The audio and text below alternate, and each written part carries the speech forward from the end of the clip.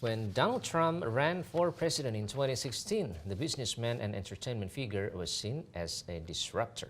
Facing defeat in his bid for re-election in 2020, he stressed election denialism. And now, as he eyes 2024, he's touting his first-term record and policy plans. VOA's Anita Powell has the report. Donald Trump is the first official contender in the 2024 U.S. presidential race. He's using it to sell his vision of America.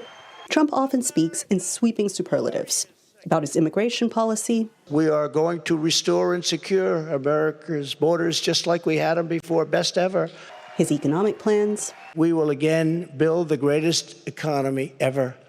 It will take place quickly.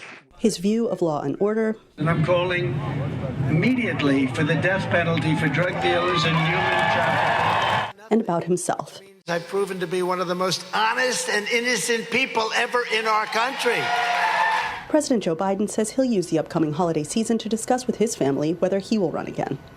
In the meantime, the White House says Republicans are more focused on winning than on helping Americans. The Republican Party has no plan. They do nothing except do political stunts.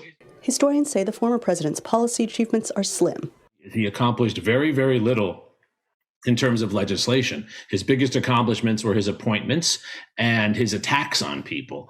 And so it's hard to believe when he says that he is going to be someone who will shift American policy when he didn't do that before. Trump supporters disagree. He still was able to build almost 500 miles of a wall. He was still able to get tax cuts. He was still able to open up drilling and exploration to make gas affordable and to put the rest of the world on notice from a national security standpoint that if you messed with America, if you hurt our friends or our allies or partners around the world, you were going to feel the wrath of this country. Those are all things that Donald Trump can do. He did do. He added that the Republican Party has learned from the legislative struggles of the Trump years. Anybody who gets elected from the right, who sits in the White House, sits in that Oval Office from now on, is just going to work with the Congress in a way that I think no one ever has before, because they can just ignore the media, because most of America ignores the media. One thing no one disputes. Nearly 2 full years before the election, the campaign to determine the country's next president has already started. Anita Powell, VOA News, Washington.